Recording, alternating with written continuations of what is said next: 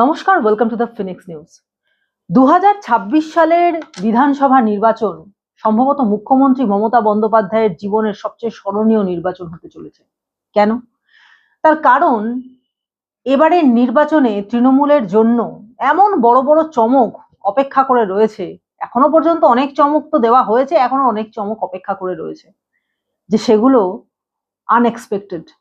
যেমন তার মধ্যে প্রথমেই যদি আমরা ধরে নিই যে নির্বাচন কমিশন তার এসআইআর করতে দেবেন না মুখ্যমন্ত্রী, জোর করে সেই এসআইআর প্রক্রিয়া চালানো হলো এবং এর পরে একের পর এক ইলেকশন কমিশন যে সমস্ত নিয়ম নীতি নির্ধারণ করে দিল, যেভাবে একের পর এক বদলি চলতে লাগলো, সেখানে দাঁড়িয়ে তৃণমূলের পক্ষে কিভাবে যে এবারে ভোটে জেতা যায় সেটাই বড় প্রশ্ন হয়ে উঠেছে। এবং যদি ধরা যাক যে ফেয়ার ইলেকশন হলো, সেখানে দাঁড়িয়ে তৃণমূলের পক্ষে জেতাটা এবার যে কত কঠিন তার আরেকটা বড় প্রমাণ আজ হয়ে গেল। যে বিষয়টা নিয়ে সাধারণ মানুষ আজও চোখের জল মোছে, সাধারণ মানুষের আবেগ আজও কাজ করে, যে বিষয়টা শুধুমাত্র বাংলা বা পশ্চিমবঙ্গের নেই, দেশ কালের গণ্ডি ছাড়িয়ে বিদেশে পর্যন্ত, টাইম স্কোয়ারে পর্যন্ত যার জন্য সোচ্চার হয়েছিল সাধারণ মানুষ, সেই অভয়া এবার নির্বাচনে বিরাট বড় ফ্যাক্টর হতে চলেছে। হ্যাঁ, তৃণমূলের দুর্নীতির যে খতিয়ান রয়েছে, সেই খতিয়ানের মধ্যে একাধিক দুর্নীতির মধ্যে অভয়ার মৃত্যুটাও একটা গুরুত্বপূর্ণ অংশ বটে, কিন্তু সে তো অন্যান্য রাজনৈতিক দলের জন্য।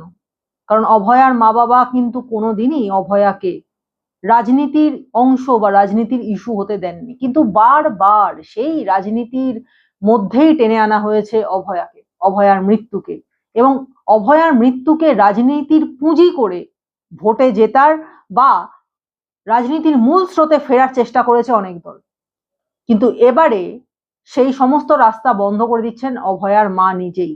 নারীদের নিরাপত্তা এবং নারী সুরক্ষা আর যে রন্ধে রন্ধে পশ্চিমবঙ্গের দুর্নীতি, কোনো মানুষই ভালো নেই। তাই আমি এই তৃণমূলের পুরো মূলটাকেই উপড়ে ফেলার জন্য আমি বিজেপিতে যোগ দিই। কথায় আছে, মেয়েরা মায়ের শক্তিতে বলিয়ান হয়, একটা মেয়েকে তার মা শক্তি দেন। কিন্তু এখানে ব্যাপারটা একটু উল্টো হয়েছে, এখানে মাকে শক্তি দিচ্ছে মেয়ে।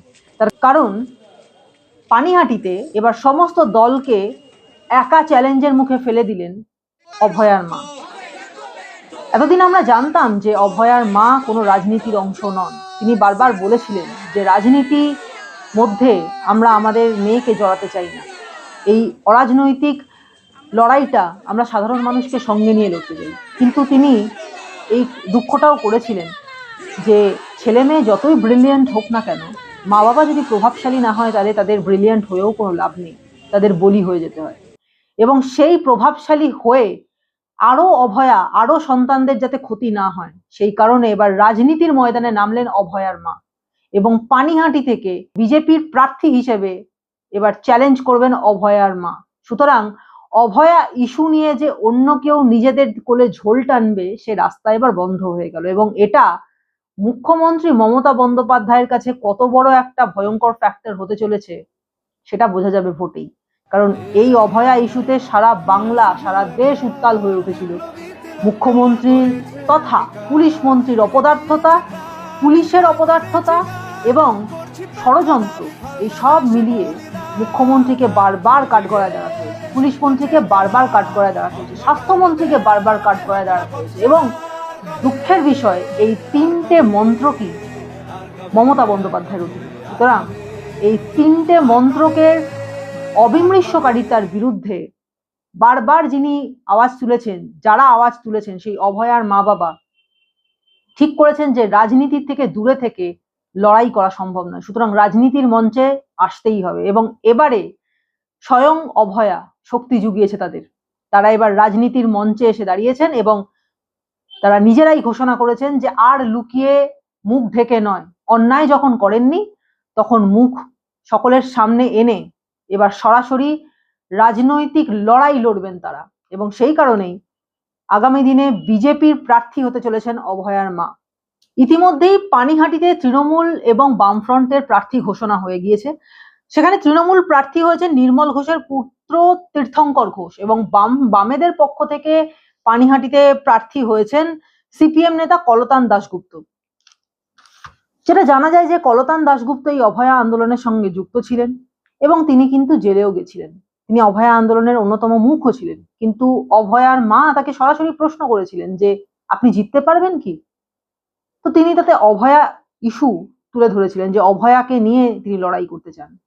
তখন তার মা বলেছেন যে অভয়াকে নিয়ে লড়াই করতে হলে সে তো লড়াই আমরাই করতে পারি, তুমি কেন? আমরা আমাদের মেয়েকে রাজনীতির ময়দানে আনতে চাই না, কিন্তু তোমরা নিয়েই আসবে।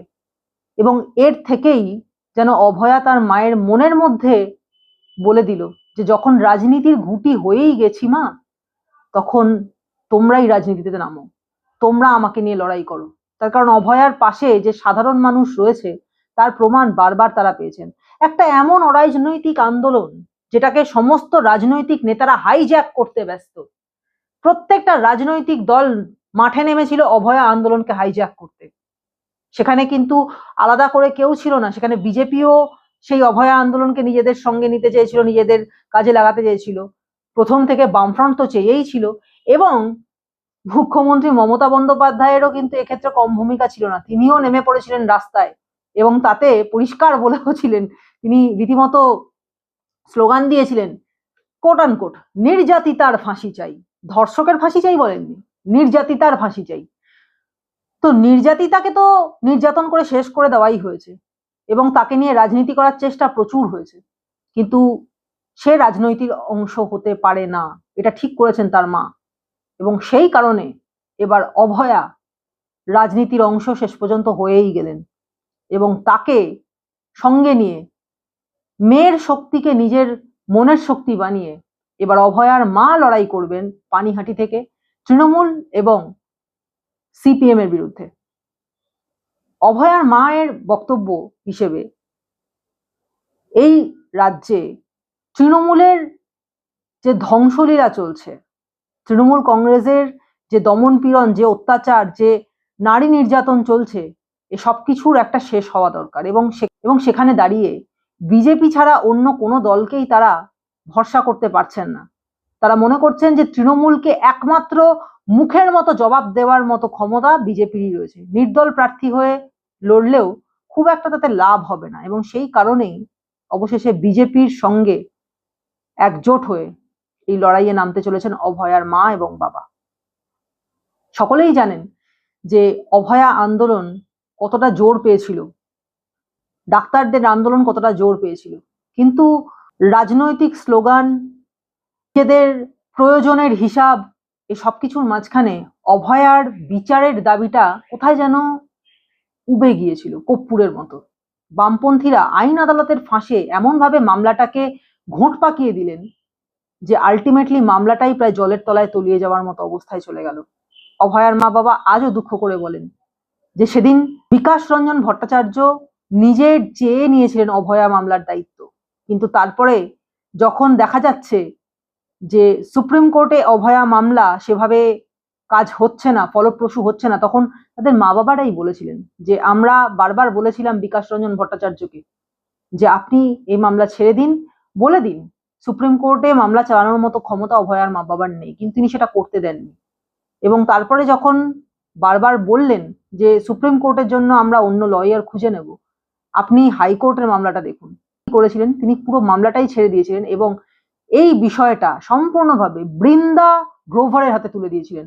এই বৃন্দা গ্রোভার কিন্তু বৃন্দা কারাট অর্থাৎ সিপিএম নেত্রী বৃন্দা কারাটের নিজের সংগঠনের একজন মানুষ, অর্থাৎ সেই পুরো মামলাটা সিপিএম এর নিজের হাতের খেলা হয়ে গেল এবং ধীরে ধীরে মামলাটা এমন পর্যায়ে চলে গেল যে আলটিমেটলি সবকিছু ঘোট পাকিয়ে গেল, সমস্ত এভিডেন্স নষ্ট হয়ে গেল এবং সেই এভিডেন্সকে নতুন করে সাজিয়ে মামলাটাকে নতুন করে তৈরি করা তার তাগিদ আর কেউ দেখালো না।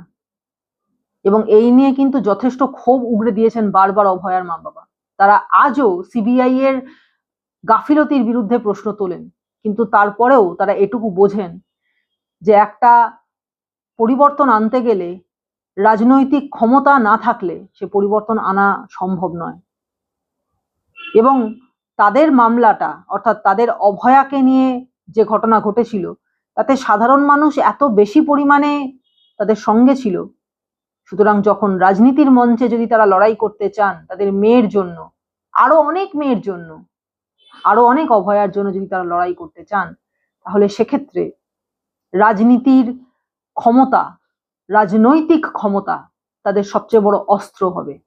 এবং সেই কারণেই অভয়ার মা তিনি সিদ্ধান্ত নিয়েছেন যে মেয়ে যখন রাজনীতির গুটি হয়েই গেল, তখন সেই গুটি অন্য কারোর হাতে যেতে দেবেন না। তিনি নিজে সেই মেয়ের শক্তিকে নিজের শক্তি বানিয়ে লড়াই করবেন, শুধু অভয়ার জন্য নয়, আরো অনেক অভয়ার জন্য, যারা প্রতিদিন চাকরি করতে যায়, যারা প্রতিদিন স্কুল কলেজে যায়, যারা অনেক রাত করে বাড়ি ফেরে, যারা আমাদের মতো সাংবাদিকরা রয়েছেন, তাদেরকে অনেক সময় অনেক রাতে অ্যাসাইনমেন্ট করে বাড়ি ফিরতে হয়, কখনো কখনো অ্যাসাইনমেন্ট চেজ করতে গিয়ে তারা রাতে ফিরতেও পারে না। সেই সময় যদি কোনোভাবে কোনো মেয়ের সঙ্গে এমন দুর্ঘটনা ঘটে, তখন মুখ্যমন্ত্রী কি করবেন? বলে দেবেন মেয়েটির কোনো অ্যাফেয়ার ছিল, বলে দেবেন মেয়েটি প্রেগনেন্ট ছিল, এবং তার মা বাবার কাছে 5 লাখ টাকা ধরিয়ে দিয়ে তার মেয়ের শরীরটা নিয়ে নিজেরাই গিয়ে সেখানে জ্বালিয়ে দেবেন। এ রাজ্যের মহিলাদের, এ রাজ্যের মেয়েদের কি এইটুকু ক্ষমতাও নেই যে তারা নিজেদের ইচ্ছা মতো পড়াশোনা করতে পারে, নিজেদের ইচ্ছা মতো বাইরে বেরোতে পারে বা চাকরি বাকরি করতে পারে? নাকি এ রাজ্যের মানুষের, মা বাবাদের এতটুকু অধিকার নেই যে মৃত মেয়ের শরীর, তার অন্তিম সংস্কার করবার প্রিভিলেজটুকু তাদের কাছেই থাকুক? মৃত মেয়ের অন্তিম সংস্কার বা শেষ মুহূর্তের যেটুকু খরচ সেটুকু তারাই দিতে পারেন। অভয়ার মা বাবার কপালে সেটুকুও জোটেনি, অভয়ার অন্তিম সংস্কারের খরচ তারা দিতে পারেননি। এবং আজও অভয়ার যে ডেথ সার্টিফিকেটটা রয়েছে সেটা সত্যি না মিথ্যে তা কেউ জানে না।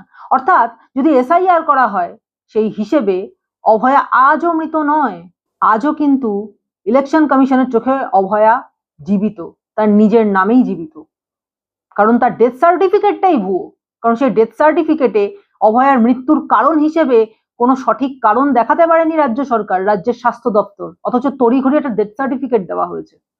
এরকম একাধিক ঘোটালা রয়েছে যে বিষয়গুলো নিয়ে বারবার কথা বলতে চেয়েছেন অভয়ার মা বাবা, কিন্তু তারা সঠিক জায়গা পাননি, সঠিক বলার উপযুক্ত সুযোগ পাননি। এবার সেই সুযোগটা রাজনৈতিক ক্ষমতা আসলে আপসেই চলে আসে, স্বাভাবিকভাবেই চলে আসে, এবং সেই কারণে এবার অভয়া হতে চলেছে রাজনীতির অনেক বড় ইস্যু। এবং এই ইস্যুকে অন্য কেউ হাইজ্যাকও করতে পারবে না, তার কারণ অভয়ার মা নিজে এবার রাজনীতির মঞ্চে এসে দাঁড়িয়েছেন। সুতরাং সাধারণ মানুষের সমস্ত সিম্প্যাথি, সাধারণ মানুষের সমস্ত সাপোর্ট থাকবে অভয়ার মায়ের দিকে। সুতরাং অন্যান্য রাজনৈতিক দলগুলো যে অভয়ার ইস্যুকে হাইজ্যাক করে নিজেদের রাজনীতির মাটি শক্ত করবার চান্স পাচ্ছিল, সেই চান্সটা পুরোপুরি চলে গেল। এবং এই অভয়া আন্দোলন যে কতখানি ভয়াবহ রূপ নিয়েছিল রাজ্যে, সেটা মুখ্যমন্ত্রী মমতা বন্দ্যোপাধ্যায় যথেষ্ট জানেন।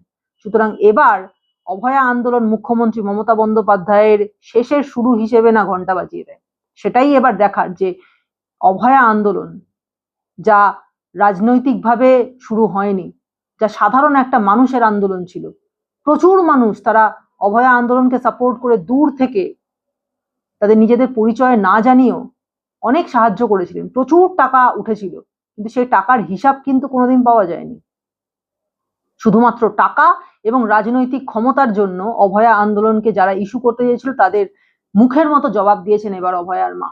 এবং তিনি এবার রাজনীতির মঞ্চে দাঁড়িয়ে অভয়া আন্দোলন বা অভয়ার সঙ্গে যে দুর্ব্যবহার হয়েছে বা অভয়ার যে মৃত্যু হয়েছে তার জন্য ন্যায় বিচার চেয়ে, সমস্ত অভয়াদের জন্য ন্যায় বিচার চেয়ে তিনি এবার এসে দাঁড়াচ্ছেন রাজনীতির মঞ্চে। সুতরাং মুখ্যমন্ত্রী মমতা বন্দ্যোপাধ্যায় এবার ভয় করতে শুরু করুন, কারণ নারী শক্তি যখন জাগ্রত হয় তখন তো সর্বনাশের শুরুটা শুরুই হয়ে যায়, কারণ শক্তি তো নারীই হয়। আপনি সেটা নিজেও জানেন যে আপনি এক সময় যখন এসেছিলেন সাধারণ মানুষ আপনাকে ভরসা করেছিল, কারণ আপনি একজন মহিলা। আপনার কাছে, আপনার রাজ্যে মহিলারা সুরক্ষিত থাকবে এমনই সবাই ভেবেছিল, কিন্তু দেখা গেল আপনি মহিলাদের সুরক্ষা তো দিতে পারলেনই না, উপরন্তু মহিলাদের এ রাজ্যে বাস করাটাই কষ্টকর হয়ে উঠলো। প্রত্যেক মুহূর্তে আতঙ্কিত হয়ে থাকলো মহিলারা। তাই একটি মহিলার বিরুদ্ধে এবার শত শত অভয়ার মা, শত শত অভয়া যদি জেগে ওঠে, তাহলে শেষের ঘন্টা বাজতে দেরি হয় না। সুতরাং তৈরি থাকুন শেষের জন্য।